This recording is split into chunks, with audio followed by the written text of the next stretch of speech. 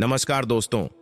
आज का प्रसंग बेहद ही महत्वपूर्ण होने वाला है, क्योंकि आज के प्रसंग में हम भगवान श्री कृष्ण के मुख से निकली भगवत गीता के उन पवित्र विचारों और अनमोल विचारों का जिक्र करेंगे जो आपके जीवन में खुशियों की बहार ला सकते हैं। तो चलिए शुरू करते हैं। दोस्तों, जीवन में अक्सर हम चुनौतियों और मुश्किलों का सामना करते हैं। ऐसे में भगवत गीता हमें न केवल शक्ति देती है, बल्कि एक नई दिशा भी प्रदान करती है। आइए ऐसे ही कुछ विचारों पर नजर डालते हैं। सबसे पहले हम बात करते हैं आत्मनिरीक्षण की शक्ति की। दोस्तों, आत्मनिरीक्षण की यात्रा एक ऐसी यात्रा है जो आत्म स्वीकृति से शुरू होती है।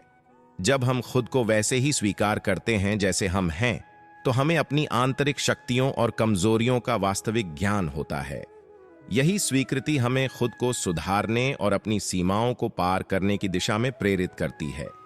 इस प्रक्रिया में ध्यान और मनन हमारे सबसे बड़े सहायक होते हैं। ध्यान हमें शांति प्रदान करता है, जबकि मनन हमें गहराई से सोचने का अवसर देता है।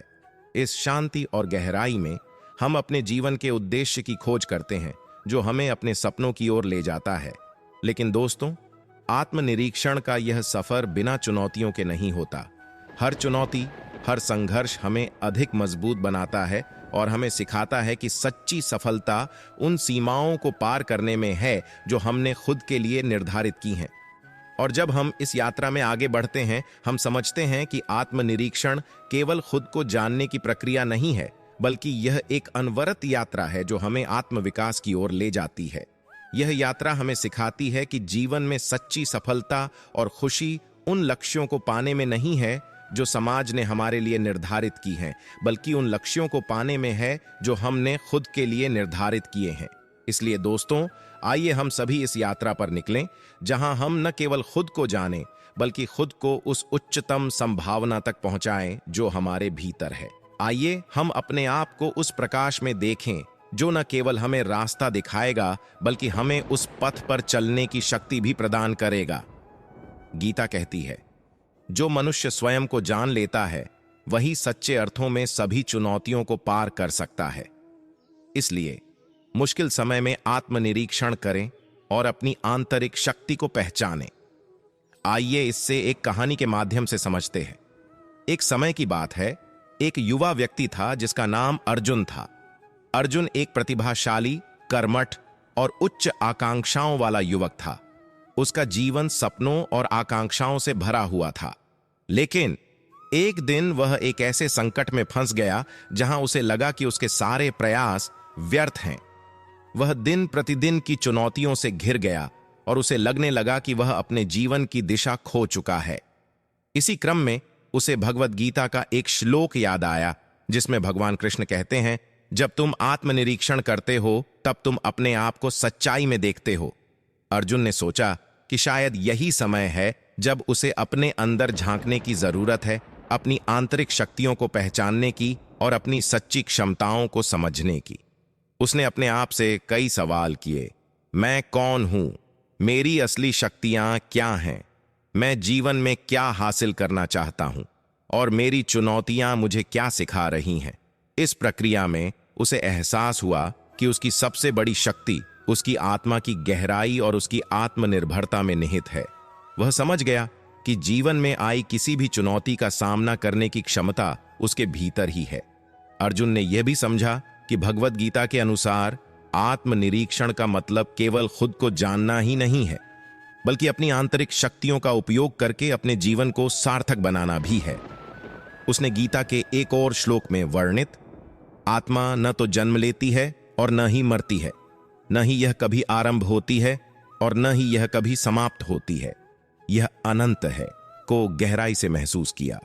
इस आत्मनिरीक्षण की प्रक्रिया ने अर्जुन को न केवल अपने आप को बेहतर तरीके से समझने में मदद की, बल्कि यह भी सिखाया कि कैसे अपनी आंतरिक शक्तियों का उपयोग करके जीवन की कठिनाइयों का सामना किया जा सकता है।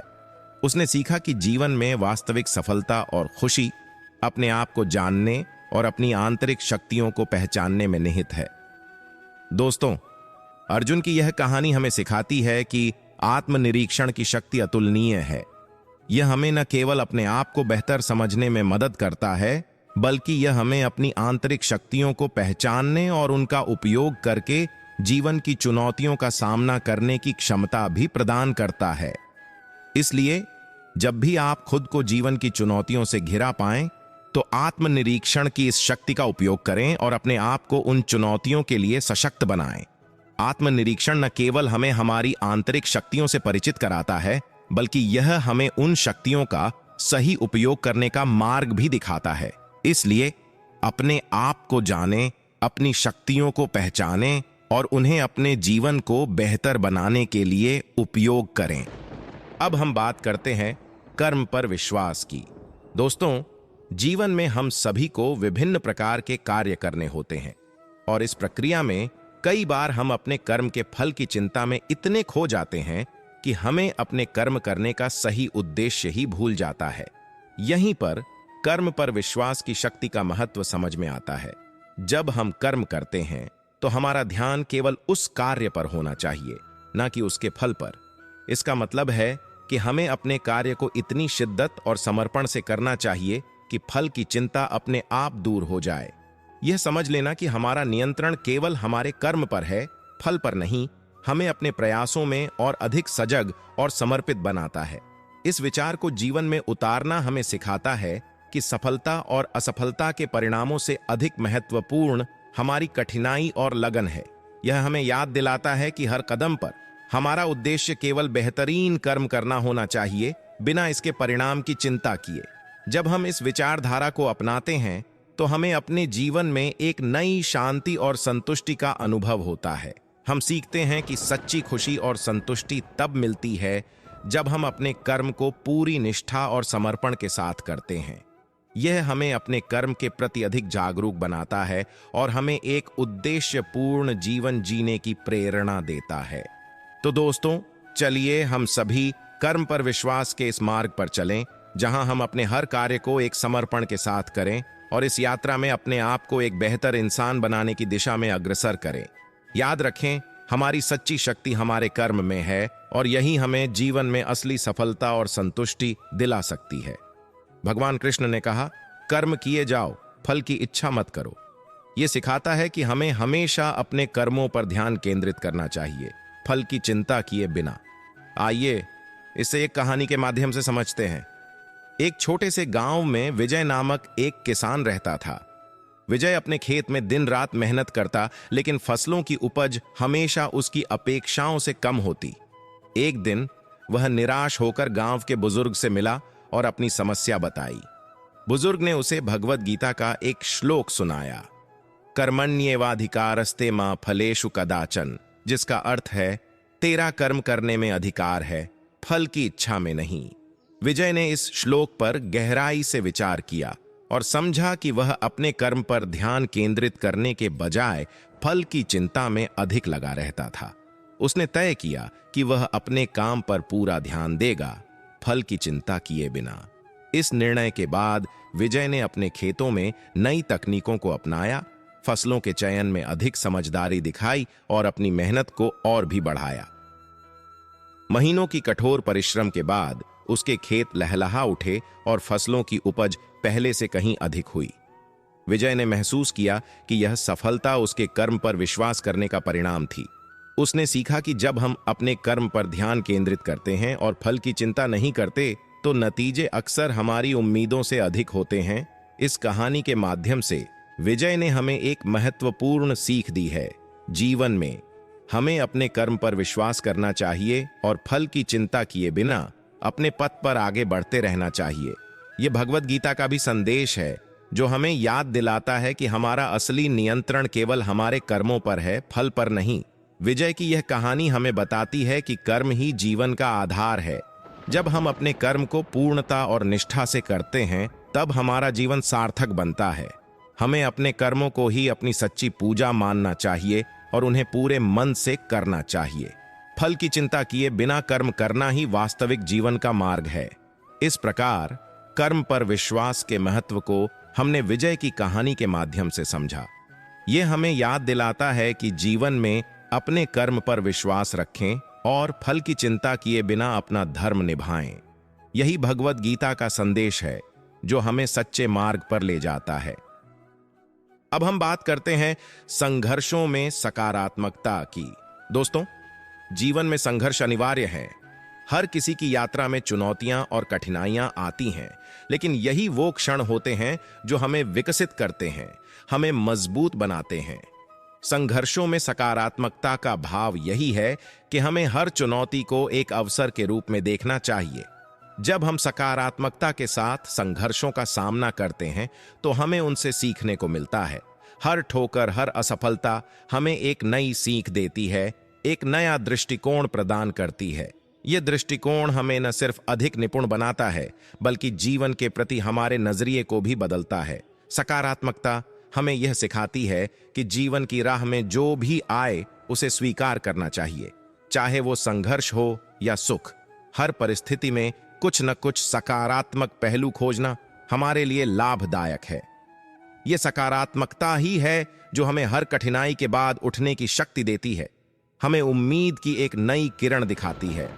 दोस्तों, याद रखें, हर संघर्ष हमारी कहानी का एक महत्वपूर्ण हिस्सा है। यह हमें बताता है कि हम कितने मजबूत हैं, हमारी क्षमताएं क्या हैं।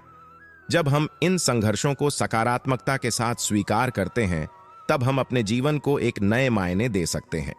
तो चलिए इस बात को अपने दिल में उतार लें कि संघर्ष हमारे जीवन को समृद्ध बनाते हैं।